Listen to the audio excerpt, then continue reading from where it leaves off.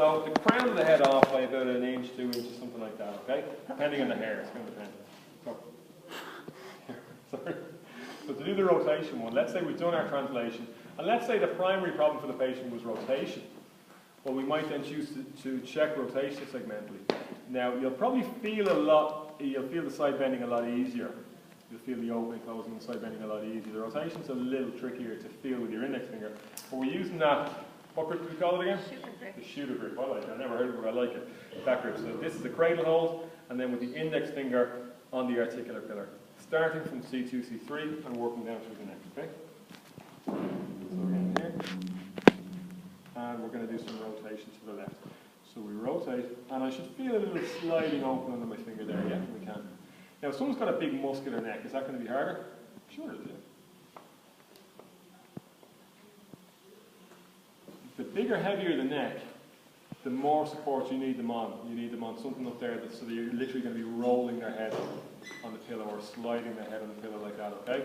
If it's a bigger head or you're a smaller person, you're going to need that, okay?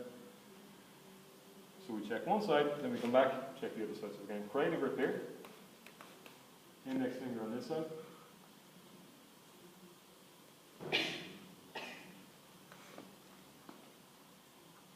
And by the end of this, you should be in the full rotation.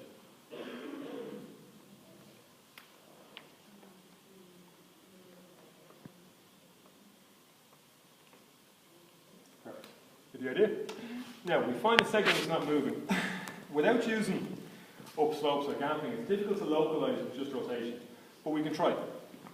So if someone just has a bit of a restriction there, or they benefit from a grade 3 and just some movement going through the neck, we can go from this shooter grip thing back into the normal cradle hold, and we can work some rotation at that level. So work grades 1s and 2s, grade 3s. Very hard to get a barrier. That's why we do the upslope. It's very hard to get a barrier this way. You won't get a restriction barrier. But you can work some rotation that way. And if it is locking a little bit there, we can use an MET. So we can grab here, stabilize here. Can I get you to turn your head back to where I was there, Julie? Yeah, lovely. And relax. Again, back to where we started. If the patient's using too much force, what do we do? Just give me 5% of that, please. But don't be afraid to you control that, you know what I mean? Do let them know. Go again, Julie. And relax. It's a little muscle energy technique into just pure rotation. Get the idea? Practice those. The assessment using this grip, the treatment using this grip.